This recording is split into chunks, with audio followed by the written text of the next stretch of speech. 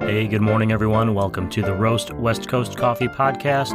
I'm Ryan Wolt, and this is the show where I bring you the stories of coffee professionals, entrepreneurship, and coffee education.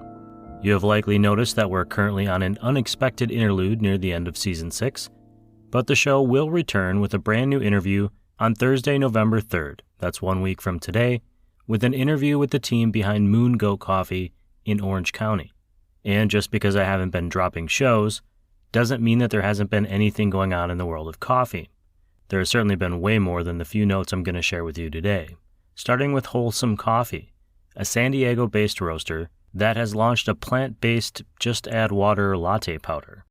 I'm hoping to have the founders on the show soon to explain how it works and how they make it, but essentially it seems as simple as mixing water and their powder together to get a flavored latte vibe. And the flavors are interesting, to say the least. They include banana bread, chocolate peanut butter, and blueberry maple. Not exactly traditional latte flavors. As a black drip coffee person, I'm not their target market, but I am curious to give it a try. Looking back a bit, one of this show's earliest guests was Matt De La Rosa.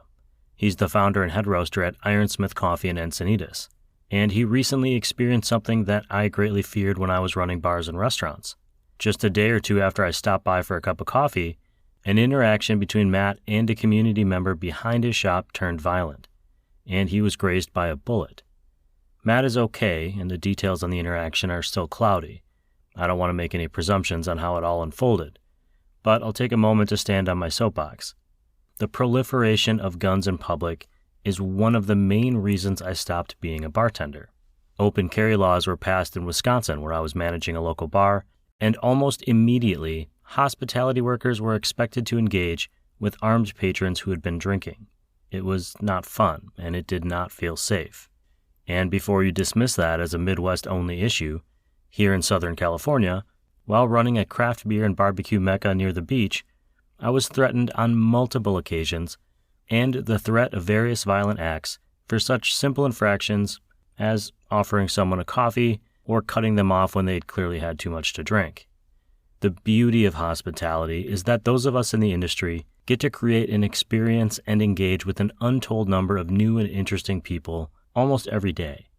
We meet humans from all walks of life, we often hear their stories, and ultimately we have the opportunity to serve, which offers its own reward. All of that is to say, there are assholes out there. So please be nice to your baristas, your bartenders and servers, the staff at your favorite drive-thru, and, just be nice when you can and respectful when you can't. And know that on any given day, those in the service industry may experience both the best and the worst of humanity. Stepping down from that soapbox. Until we drop that next episode, please check out roastwestcoast.com and drink some good coffee from this show's favorite industry partners, like Café La Terre and Steady State Coffee Roasting. In a great example of how local coffee professionals support each other, I met Alden Hazuri, the operator of Café La Terre, at Steady State for coffee just yesterday. Elliot Reinecke, the founder of Steady State, made an appearance as well, and I have to say, he's looking a lot like the musician Father John Misty these days. Camp Coffee Company has some great new logo tees. I bought one and wore it out to Joshua Tree. You can see it in the accidental selfie I took and then posted on @RoastWestCoast on Instagram. I also want to thank Coffee Cycle Roasting for letting me be a guest barista at the recent San Diego Mountain Biking Association campout. It was an awesome event, and I think you'll be seeing Coffee Cycle and me at more cool events like that in the future. And keep an eye out on @Ignite Coffee Company on Instagram. They are so close to opening in Oceanside, California, and even though their cafe isn't open yet, their founder Tyler Whitehead is roasting coffee every week. You can order fresh roasted coffee on ignitecoffee.com. And somehow it snuck up on me, but this weekend is the Mostra Coffee Anniversary Mostraland event. It is not just an anniversary party. It's a full weekend experience. There are free daytime community events on the Broadway Pier in San Diego that double as celebrations of Filipino American History Month.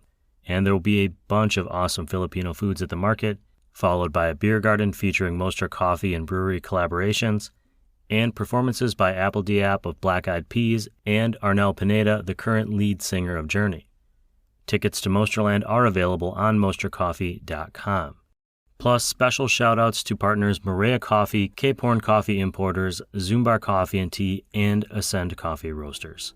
Thank you all for listening and supporting this show. There are some interesting things in the works on the production side of things. Stay tuned for an episode of my new podcast, The Bean Journal, which features my coffee experiences at roasters and cafes all over the country.